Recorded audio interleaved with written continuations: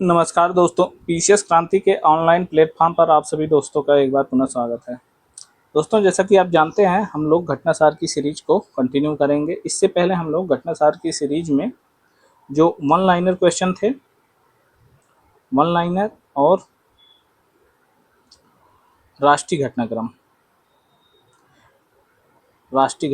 इन दोनों बिंदुओं को खत्म कर दिया है। इसके अलावा अब हम लोग अभी जो बचा हुआ है आर्थिकी है एक आपकी, और जो संक्षिप्त सुर्खियां जिसमें पुरस्कार, युद्धाभ्यास, बुक और नियुक्तियां ये सब होते हैं, उसको कंप्लीट करेंगे। तो मेनली दो बड़े भाग अगर देखा जाए तो आर्थिकी और संक्षिप्तियां, ये दो भाग हैं।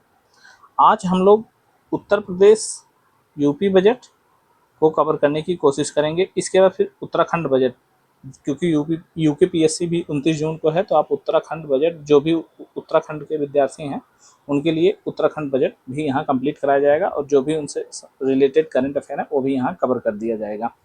ठीक है, तो इसी संदर्भ में आज हम लोग उत्तर प्रदेश के बजट 2025-26 को कंप्लीट करेंगे। पूरी कोशिश करेंगे कि यह कंप्लीट हो जाए एक ही क्लास में। इसके अलावा जो बाकी बचेगा उसे हम लोग अगले सेगमेंट में लेकर आएंगे। ठीक है, तो स्टार्ट करते हैं आज का सेशन। आज का बिंदु है उत्तर प्रदेश बजट 2025-26। तो दोस्तों, उत्तर प्रदेश के बजट को प्रस्तुत किए यूपी के वित्त मंत्री सुरेश खन्ना ने 20 फरवरी 2025 को। ठीक है, और अब देखते हैं इस बजट में आप जानते हैं कि बजट किसी भी संस्थान के, किसी भी राज्य के आय और व्यय से संबंधित होता है। यानी कि कितना आय और कितना व्यय हो रहा है, ये सब पूरा उसका लेखा जोखा ही बजट कहलाता है। अब आप इसका संवैधानिक प्रावधान देखेंगे, तो इसे आर्टिकल 112 में उल्लिखित किया गया है। ठीक है, अब हम देख लेते हैं कि जो यूपी का बजट है उसकी मात्रा कितनी है। तो यूपी में 8,08,736 करोड़ का बजट पेश किया गया है। यह उत्तर प्रदेश का सबसे बड़ा बजट है।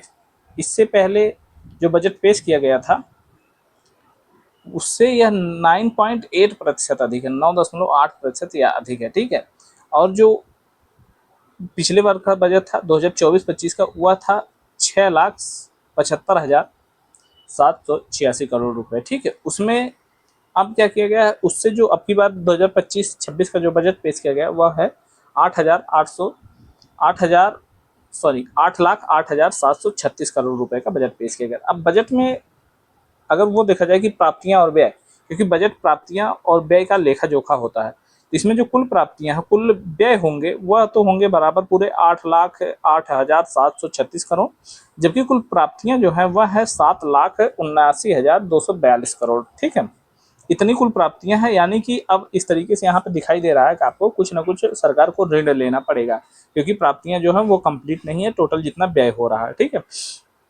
अब इसमें जो प्राप्तियां और व्यय होती हैं उसमें जो राजस्व प्राप्तियां और फिर पूंजीगत प्राप्तियां होती है, वह बिंदु भी महत्वपूर्ण होते हैं, उनको भी देख लेना चाहिए हमें।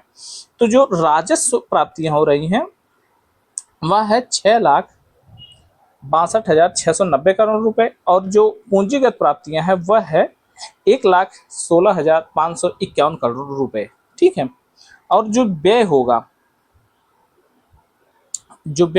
वह तो पूरा बराबर ही होगा, 8,08,736 करोड़ रुपए का। ठीक है, तो अब हम देख लेते हैं कि जो व्यय है, यह व्यय कहाँ पे कितना कितना परसेंट है, इसको हम देख लेते हैं। तो 22%, बजट का 22% हिस्सा जो है वो बुनियादी ढांचे और इंफ्रास्ट्रक्चर को मजबूती के लिए निर्धारित किया गया है, जबकि 13% बजट शिक्षा के लिए, 11% बजट कृषि एवं संबद्ध सेवाओं के लिए, 6% शिक्षा एवं स्वास्थ्य के लिए, 4% संसाधन सामाजिक सुरक्षा कार्यक्रमों के लिए निर्धारित किया गया है। मोटा मोटी यह आइडिया है। ठीक है, और आपको एक बात और बता दें यहाँ पे जो महत्वपूर्ण है कि उत्तर प्रदेश बजट का जो पूंजीगत परिव्यय है वह है 20.5%। यानी टोटल बजट जो है उसका पूंजीगत क्षेत्र में उसका परिव्यय व्यय किया जाएगा वह 20.5% होगा। पूंजीगत व्यय बढ़ने का एक बड़ा मतलब यह होता है कि हम लोग अपने संसाधनों को बढ़ावा दे रहे हैं, यानी कि संसाधनों का निर्माण किया जा रहा है, जो कि आगे भविष्य में हमारे पूंजी निर्माण में बहुत बड़े प्रेरक के रूप में उपस्थित होते हैं ये सब, ठीक है। पूंजीगत व्यय में आप अवसंरचना, निर्माण, विस्तार, निवेश, इन संबंधित क्षेत्रों में व्यय किया जाता है, ठीक है। अब देख लेते हैं एक महत्वपूर्ण बिंदु, राजस्व घाटा। तो बताना है आपको कि राजस्व घाटा उत्तर प्रदेश का है, वह जीएसडीपी सकल राज्य घरेलू उत्पाद का 2.97% है, जो कि पूर्व निर्धारित है 91,91,399 रुपए, ठीक है, इतना अनुमानित है। अब आपको बता दें कि जो छोटी छोटी बातें हैं कि कर राजस्व कितना है, केंद्रीय करों में राज्य का अंश कितना है, यह सब छोटी छोटी बातें, इतना इतना छोटे छोटे बिंदु को याद करना महत्वपूर्ण नहीं रह गया, क्योंकि इतना डिटेल में क्वेश्चन अब नहीं, इसे डिटेल में इतने आंतरिक रूप से इतना क्वेश्चन नहीं पूछा जाता। आपको ऊपरी ऊपरी कुछ ही सतही बातें याद रखनी पड़ती हैं, जो मेनली जो कि एग्जाम के पॉइंट ऑफ व्यू से इंपॉर्टेंट होती हैं। आपको बता दिया है कि जीएसडीपी का 2.97% है राजस्व घाटा, ठीक है। और जो था इसमें महत्वपूर्ण बातें वो आपको बता दी गई हैं टोटली, ठीक है। अब देख लेते हैं कि रुपया आता है और रुपया जाता है, मतलब कि कहाँ से बजट में आय होता है और कहाँ व्यय होगा। तो यह महत्वपूर्ण बातें हैं, क्योंकि डायरेक्ट क्वेश्चन पूछा जा सकता है इससे। तो दोस्तों, राज्य बजट में रुपया में राज्य का कर राजस्व जो है वह है आय का महत्वपूर्ण स्रोत बना हुआ है, वह 37.4% है। इसके अलावा केंद्रीय कर अंतरण 32.4% है। सार्वजनिक ऋण जो है उसमें 14.4% है टोटल बजट का। केंद्रीय अनुदान सहायता यानी जो आय हो रही उसमें 11.1% केंद्र द्वारा अनुदान से जो पैसे मिलते हैं उसके द्वारा होती है। गैर कर राजस्व इसमें 3.1% होता है। सार्वजनिक लेखा रसीद 1.2% और ऋण एवं अग्रिम वसूली 0.4%, ठीक है। और रुपया जाता कहाँ है, यानी कि व्यय कहाँ होगा, बजट में व्यय मेनली कहाँ कहाँ होगा वो बातें आपको बता दें।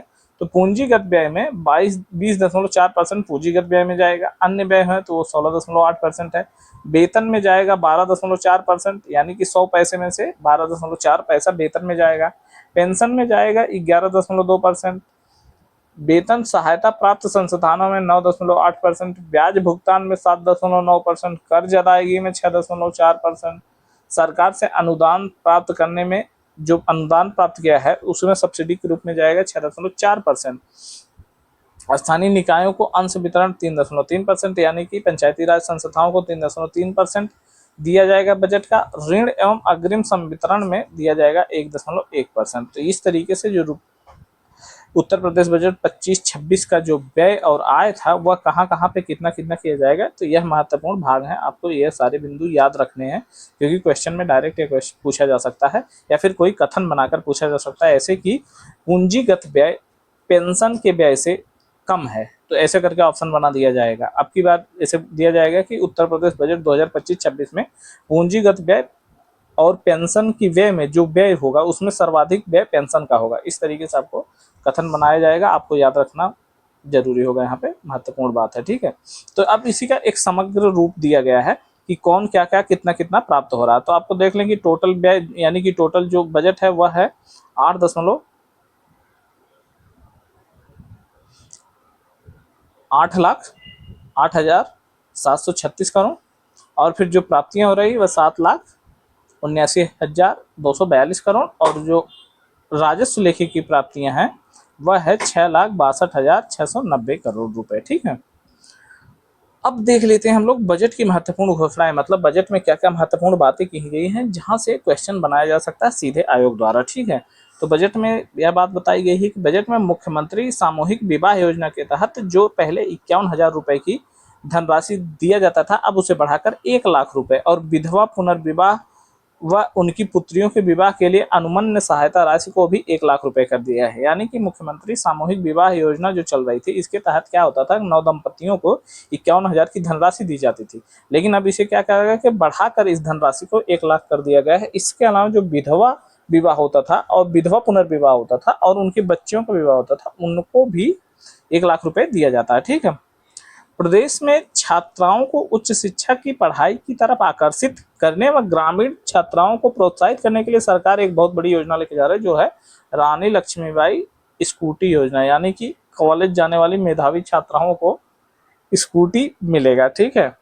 और इसके अलावा क्या किया गया है, आउटसोर्सिंग को बढ़ावा देने के लिए, माने यानी कि नौकरियों में आउटसोर्सिंग को अनुमति देने के लिए, आउटसोर्सिंग को अपने नौकरियों में भागीदारी प्राप्त करने के लिए एक निगम बनाया जा रहा है जिसका नाम है आउटसोर्सिंग निगम। ठीक है, आउटसोर्सिंग निगम।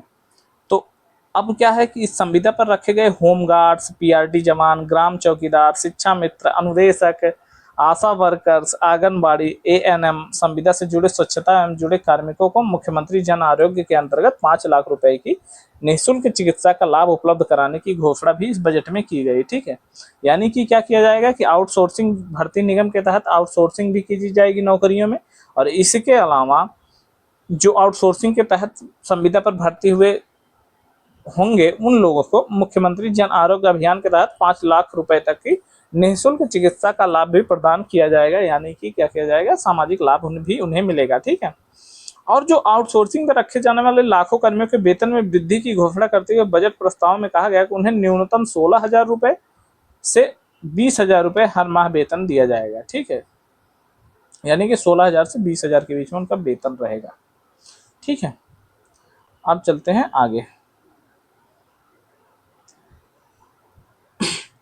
वर्तमान में टोटल प्रदेश में 80 मेडिकल कॉलेज हैं, जिसमें से 74 हैं सरकार के अंतर्गत और 36 हैं निजी क्षेत्र के अंतर्गत। ठीक है, और इसके अलावा जो एमबीबीएस की सीटें हैं प्रदेश भर में वह है 11,800। अब इसमें बढ़ोतरी, और पीजी की जो सीटें हैं वह है 3971 सीटें। ठीक है, इसके अलावा क्या किया गया है कि केंद्र सरकार भी अभी 25-26 अपने बजट में घोषणा करी है कि वह 10,000 एमबीबीएस की सीटें बढ़ाएगी।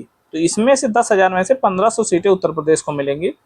बजट 2025-26 में बाबा साहब भीमराव अंबेडकर के नाम पर लखनऊ में स्मारक और सांस्कृतिक केंद्र की स्थापना करने का प्रस्ताव दिया गया है, और हर जिले में 100 एकड़ में पीपीपी मॉडल पर सरदार पटेल जनपदीय आर्थिक क्षेत्र स्थापित करने का प्रस्ताव दिया गया है। सरदार पटेल जनपदीय आर्थिक क्षेत्र स्थापित करने को दिया गया है। और संत कबीर के नाम पर 10 वस्त्रोद्योग पार्क और संत रविदास के नाम पर 2 चर्मोद्योग पार्क स्थापित किए जाने की घोषणा भी की गई है। इसके अलावा अटल बिहारी वाजपेयी के जन्म शताब्दी के वर्ष में उनके सम्मान में नगरीय क्षेत्रों में पुस्तकालयों की स्थापना भी की जाएगी।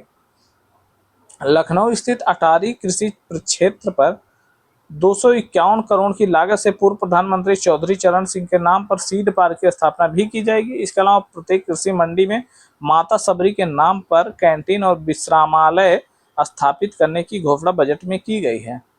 और इसके अलावा 400 करोड़ रुपए तो दिए गए हैं मेधावी छात्रों के लिए रानी लक्ष्मीबाई स्कूटी योजना, और माता अहिल्याबाई होलकर के नाम पर श्रमजीवी महिलाओं के लिए एक छात्रावास का भी प्रस्ताव किया गया है। प्रदेश को आर्टिफिशियल इंटेलिजेंस के क्षेत्र में हब बनाने में, यानी कि एआई क्षेत्र में उत्तर प्रदेश को एक हब के रूप में विकसित करने के लिए आर्टिफिशियल इंटेलिजेंस सिटी की स्थापना लखनऊ में की जाएगी, जिसके लिए 5 करोड़ का आवंटन किया गया है। और इसके अलावा साइबर सिक्योरिटी में टेक्नोलॉजी रिसर्च ट्रांसलेशन पार्क की स्थापना भी 3 करोड़ रुपए का प्रावधान आज नई बजट में किया गया है। राज्य सरकार द्वारा ग्लोबल इन्वेस्ट समिट का सम्मेलन जो किया गया था, ग्लोबल इन्वेस्टर समिट का सफलतम आयोजन किया गया था। इसके तहत क्या हुआ था कि 36 लाख करोड़ के निवेश एमओयू पर साइन हुए थे, जिसके तहत एक वर्ष में लगभग 6.50 लाख करोड़ रुपए निवेश वाणिज्यिक उत्पादन प्रारंभ हो गया इनका। ठीक है, अब क्या है कि उत्तर प्रदेश बजट 2025-26 में 4 नए एक्सप्रेसवे बनाने का भी घोषणा की गई है, जिसके तहत क्या है कि जो आगरा एक्सप्रेसवे, आगरा लखनऊ एक्सप्रेसवे है और गंगा एक्सप्रेसवे, अब इनको कनेक्ट किया जाएगा।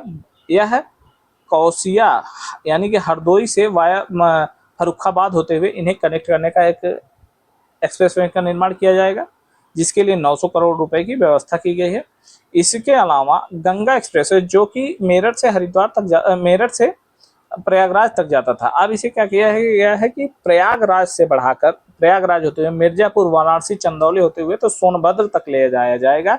इसके लिए 50 करोड़ की स्थापना की गई है। ठीक है, और जो गंगा एक्सप्रेसवे जो मेरठ से प्रयागराज तक चलता था, अब क्या है कि उसे मेरठ से भी आगे बढ़ाने की कोशिश की गई है, जिसके लिए मेरठ से हरिद्वार तक को जोड़ा जाएगा गंगा एक्सप्रेसवे में। इसके लिए भी 50 करोड़ की व्यवस्था कराई गई है। इसके अलावा बुंदेलखंड रीवा एक्सप्रेसवे का भी निर्माण किया जाएगा, जिसमें 50 करोड़ रुपए की व्यवस्था कराई गई है। बुंदेलखंड एक्सप्रेस वे के साथ डिफेंस इंडस्ट्रियल कॉरिडोर परियोजना हेतु लगभग 451 करोड़ रुपए की व्यवस्था प्रस्तावित की गई, 461 करोड़ रुपए की। अब देख लेते हैं कि बजट में उत्तर प्रदेश कहाँ पे शीर्ष में रहा है।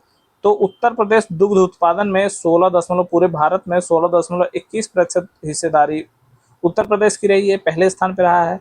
75 करोड़ नागरिकों को निःशुल्क राशन वितरण किया गया है।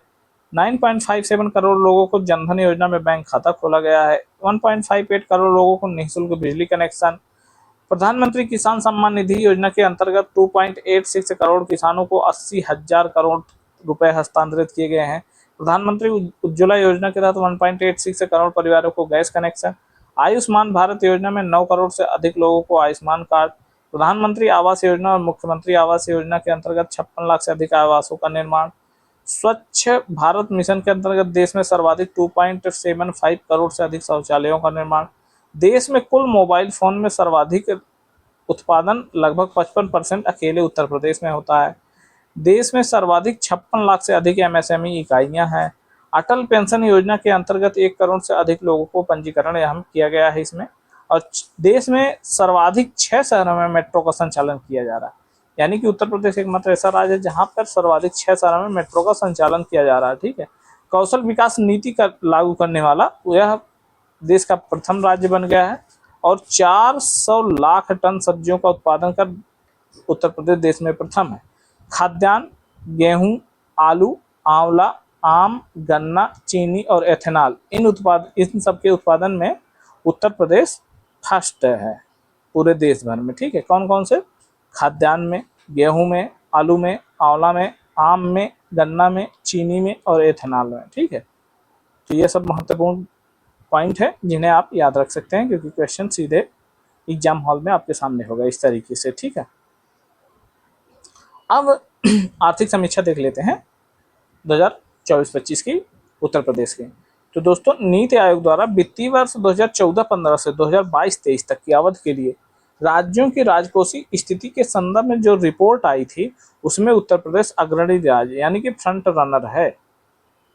ठीक है, महत्वपूर्ण बिंदु है, आप इसे नोट डाउन कर लेंगे।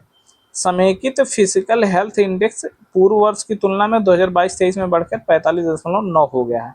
आरबीआई द्वारा राज्यों के बजट के संबंध में वित्तीय वर्ष 2024-25 में प्रकाशित अध्ययन रिपोर्ट के अनुसार देश के सभी राज्यों की स्वयं के कर प्राप्तियों में उत्तर प्रदेश का हिस्सा 2022-23, 2023-24 और 2024-25 में क्रमशः 9.9%, 10.5% और 11.6% रहा, जो महाराष्ट्र के बाद देश में सर्वाधिक है, यानी कि दूसरे स्थान पे है। ठीक है। इस अवधि में सकल राज्य घरेलू उत्पाद जीएसडीपी के प्रतिशत के रूप में सभी राज्यों का विकास व्यय 10.9%, 11.9% और 12% रहा है, लेकिन उत्तर प्रदेश का विकास व्यय रहा है वह 13.8% टोटल बजट का, 16% और 16.7% रहा है। ठीक है, यानी कि विकास व्यय में बजट में व्यय ज्यादा हो रहा है। प्रदेश की ऋणग्रस्तता जो कि 2016-17 की समाप्ति पर जीएसडीपी का 36.7% था, वह घटकर 2022-23 के वास्तविक आंकड़ों में 30.4% हो गई है। ठीक है। वर्ष 2017-18 में प्रदेश की अर्थव्यवस्था की जीएसडीपी का मात्र 12.89 लाख करोड़ रुपए के स्तर पर थी जीएसडीपी, जिसके वर्ष 2024-25 दो गुना लगभग 27.51 लाख करोड़ रुपए हो गई है। 2025-26 के अंत तक इसके 30.77 लाख करोड़ रुपए पहुंचने की उम्मीद है। प्रदेश देश में विकास दर वृद्धि में करने वाले राज्यों में अग्रणी स्थान पर है। 2023-2024 में राष्ट्रीय जीडीपी की वृद्धि दर प्रचलित मूल्य पर 9.6% थी, जबकि प्रदेश की वृद्धि दर 11.6% थी। वित्तीय वर्ष 2016-17 में प्रदेश की प्रति व्यक्ति आय मात्र 52,671 रुपए थी। मात्र 3 वर्षों में की अवधि में यह प्रति व्यक्ति आय 2019-20 में बढ़कर 65,690 रुपए के स्तर पर पहुंच गई है। इसके बाद 2023-24 में प्रति व्यक्ति आय 93,514 हो गई है, वित्तीय वर्ष 2024-25 में इसके 1 लाख से ऊपर पहुंचने की अनुमान लगाया गया है। ठीक है, इस तरीके से आय वृद्धि दर 12.5% से बढ़कर 12.2% से बढ़कर 12.5% हो गई। ठीक है, तो यह वही बात थी जो कि बढ़ोतरी हुई 2024-25 में 1,24,000 के आसपास आय घोषित की गई है। ठीक है, वर्ष 2024-22-23 के कृषि, विनिर्माण और सेवा क्षेत्रों के राज्य की अर्थव्यवस्था में योगदान क्रमशः 24%, 30% और 46%, यानी कि कृषि, विनिर्माण और सेवा क्षेत्र प्राथमिक, द्वितीयक, तृतीयक, प्राथमिक 24%, द्वितीयक 30% और तृतीयक 46% है। महत्वपूर्ण बात है, आप नोट डाउन कर लेंगे। और भारतीय स्टेट बैंक की रिपोर्ट के अनुसार भारत की विश्व की तीसरी सबसे बड़ी अर्थव्यवस्था के स्तर पर पहुंचने में उत्तर प्रदेश की महत्वपूर्ण भूमिका होगी। ठीक है, रिपोर्ट में यूपी को भविष्य में लैंड ऑफ मिडनाइट सन का भी बताया गया है, जो यह दर्शाता है कि प्रदेश विकास के पथ पर अग्रसर है। ठीक है, और उत्तर प्रदेश प्रतिवर्ष 2 लाख करोड़ से अधिक का निर्यात कर देश के कुल निर्यात में 11% हिस्सेदारी रखता है।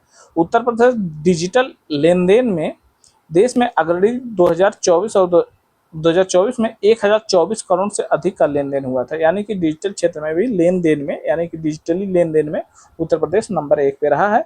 और इसके अलावा देश में जितना निर्यात होता है उसमें कुल टोटल 11% की हिस्सेदारी उत्तर प्रदेश की होती है। ठीक है, तो दोस्तों यह जो था हमारा करंट इसका उत्तर प्रदेश का 2025-26 का बजट था। बजट हमने कंप्लीट कर लिया, इसके साथ ही आर्थिक समीक्षा भी कंप्लीट कर ली। अब जो उत्तर प्रदेश से संबंधित करंट अफेयर हैं उनको भी देख लेते हैं उनको भी हम लोग यहाँ पे देख लेते हैं कि क्या क्या बातें हैं, कौन कौन से करंट अफेयर महत्वपूर्ण है। ठीक है, तो दोस्तों हमें बताया गया है, पहला बिंदु है उत्तर प्रदेश में 8 वर्षों में सौर बजट उत्पादन में 10 गुना बढ़ोतरी हो गई। उत्तर प्रदेश नवीन और नवीकरणीय ऊर्जा विकास अभिकरण यूएनेडा ने अपनी घोषणा की है कि 8 वर्ष पूरे होने के उत्सव पर 2017 में जो सौर ऊर्जा की कुल स्थापित क्षमता 288 मेगावाट थी, वह बढ़कर अब 2653 मेगावाट हो गई है। ठीक है, और सौर ऊर्जा नीति 2022 में 5 वर्षों में 22,000 मेगावाट ऊर्जा उत्पादन का लक्ष्य रखा गया है राज्य द्वारा। ठीक है, यह बात थी। अंतर्देशीय जल परिवहन का नया क्षेत्रीय कार्यालय वाराणसी में होगा। 23 जनवरी 2025 को भारत में अंतर्देशीय जल परिवहन को बढ़ावा देने के लिए भारतीय अंतर्देशीय जलमार्ग प्राधिकरण IWAI ने एक महत्वपूर्ण कदम उठाते हुए वाराणसी में एक नया क्षेत्रीय कार्यालय स्थापित किया है। ठीक है, इस कदम का उद्देश्य राष्ट्रीय जलमार्गों, विशेष रूप से गंगा नदी के किनारे के विकास और प्रबंधन को तेज करना है। IWAI के वर्तमान में गुवाहाटी, पटना, कोच्चि, भुवनेश्वर, कोलकाता और वाराणसी में 6 क्षेत्रीय कार्यालय हो गए हैं। ठीक है, वाराणसी एक प्रमुख नदी तटीय शहर और धार्मिक पर्यटन का केंद्र होने के नाते इस तरह के कार्यालय के लिए रणनीतिक रूप से महत्वपूर्ण है। वाराणसी विश्व बैंक द्वारा विश्व वित्त पोषित जलमार्ग विकास परियोजना के कार्यान्वयन में महत्वपूर्ण भूमिका निभाएगा। इस परियोजना का उद्देश्य राष्ट्रीय जलमार्ग 1 जो कि गंगा नदी पर है को विकसित करना और अंतर्देशीय जल परिवहन बुनियादी ढांचे में सुधार करना है। ठीक है, अब देख लेते हैं धनौरी वेटलैंड से संबंधित कुछ महत्वपूर्ण बातें। तो दोस्तों एनजीटी जो है उत्तर प्रदेश सरकार को धनौरी वेटलैंड के रूप में अधिसूचना के बारे में एक विस्तृत स्थिति रिपोर्ट प्रदान करने का निर्देश दिया है। दोस्तों बता दें कि धनौरी जलाशय जो है यह है गौतम बुद्ध नगर में स्थित है, जो कि जेवर एयरपोर्ट के पास स्थित है यह। ठीक है, तो जब जेवर एयरपोर्ट यहाँ बनना स्टार्ट हुआ था तो धनौरी वेटलैंड गौतम बुद्ध नगर जिले में जो है वह उत्तर प्रदेश में जेवर एयरपोर्ट के पास विभिन्न पक्षी प्रजातियों जिसमें से लुप्तप्राय सारस, क्रेन और अन्य हैं, ये लोग लुप्त होना स्टार्ट कर दिए हैं।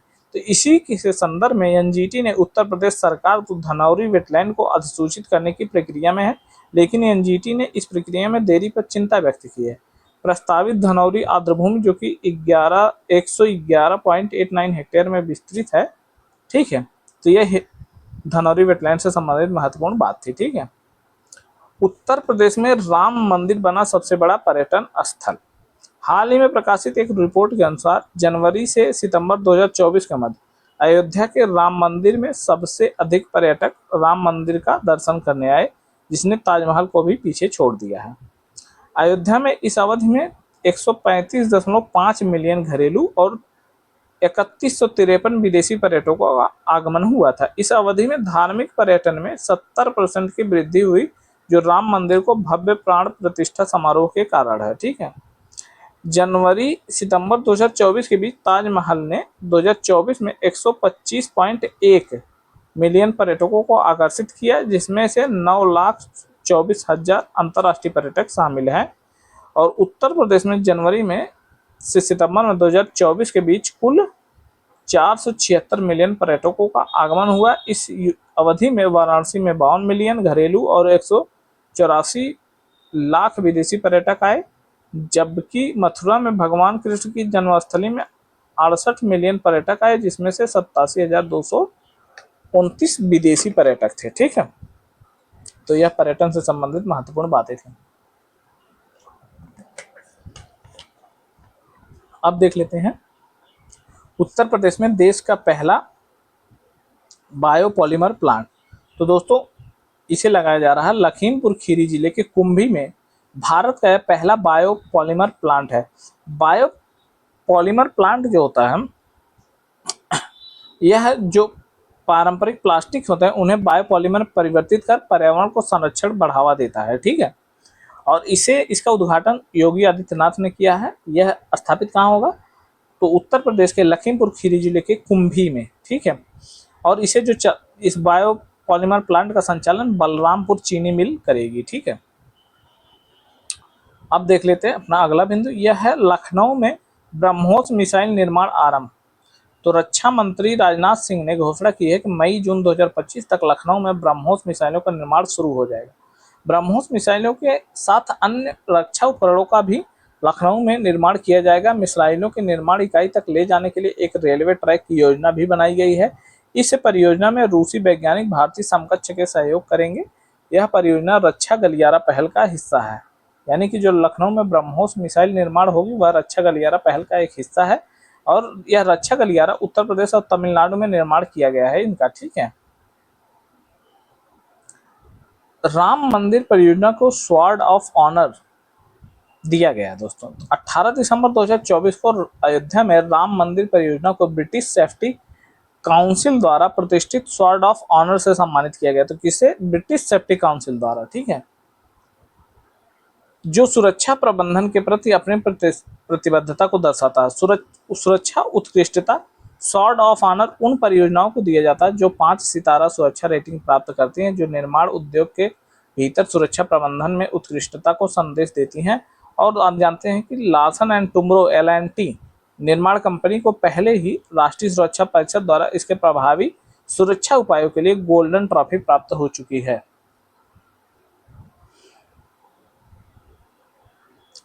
अब देख लेते हैं हम लोग आज का अंतिम बिंदु। यह है उत्तर प्रदेश में देश का पहला टेक्सटाइल मशीन निर्माण केंद्र। यानी कि उत्तर प्रदेश में जो टेक्सटाइल मशीनें होते हैं उनका निर्माण केंद्र उत्तर प्रदेश में, जो कि देश का पहला निर्माण केंद्र होगा, उसे स्थापित किया जाएगा। देश का पहला टेक्सटाइल मशीन निर्माण केंद्र यूपी में बनाने की घोषणा राज्य सरकार के लघु एवं मध्यम उद्योग मंत्री ने फरवरी 2025 में की है। कानपुर देहात में यह कहाँ लगाया जाएगा? कानपुर देहात में लगने वाले इस मैन्युफैक्चरिंग प्लांट में कपड़ा नहीं बल्कि कपड़ा बनाने वाली मशीनों का निर्माण होगा। यह मशीनें वर्तमान में दक्षिण कोरिया, चीन व यूरोप से आयात करनी पड़ती हैं। इन मशीनों के आयात पर लगभग 40,000 करोड़ से अधिक खर्च किया जाता है, जो आने वाले दिनों में 4 लाख करोड़ तक भी पहुंच सकता है।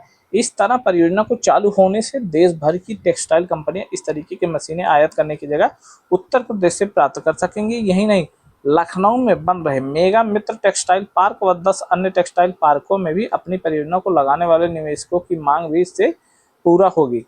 ठीक है, मार्च 2025 में उत्तर प्रदेश सरकार ने प्रदेश के हापुड़, मऊ, कानपुर, बाराबंकी, भदोही, गोरखपुर, गाजियाबाद, मेरठ, हरदोई और संतकबीर नगर में 10 नए टेक्सटाइल पार्क के निर्माण की घोषणा भी की है। ठीक है, यह टेक्सटाइल मशीन निर्माण प्लांट कानपुर देहात में भोगनीपुर के पास चपरघाटा में लगभग 875 एकड़ जमीन चिन्हित की गई, यहाँ पर स्थापित किया जाएगा, जो कि कानपुर एयरपोर्ट से 50 किलोमीटर की दूरी पर है। यह प्लांट प्लग एवं प्ले मॉडल में तैयार होगा। पार्क के अंदर 200 से अधिक बड़ी एवं मध्यम इकाइयां स्थापित की जाए, जिन्हें 1.5 लाख लोगों को रोजगार भी इससे मिलेगा।